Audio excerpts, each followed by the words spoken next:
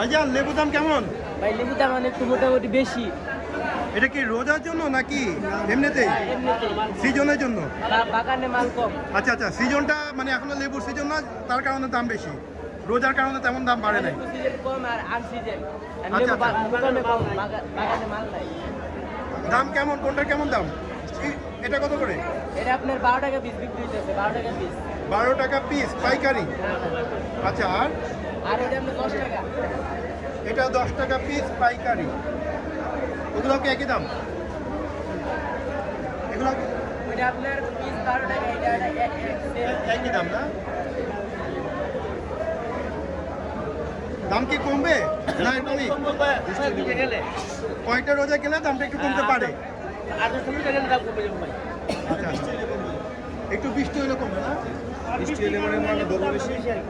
আচ্ছা আচ্ছা, মানে আমদানি যত মানে বৃষ্টি আসলে তখন লেবুর আমদানি বেড়ে যাবে, আর বৃষ্টি আসলে মানে এমনি ফলনটা ধরবে, আচ্ছা। তখন লেবুর দামটা আর কি কমবে।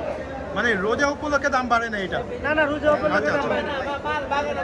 এবার এটা হইতে পারে আপনার রমজানের সময় তো বৃষ্টি না আসে, রমজানের পরে আরো ডাবল দাম নেই কিন্তু। আপনি বলে রমজানের যদি বৃষ্টি না আসে, তো রমজান আল্লাহর রহমতে বৃষ্টি আসে, তাহলে মানে আমি লেবুর দামটা একটু কম পাবে। কত করে?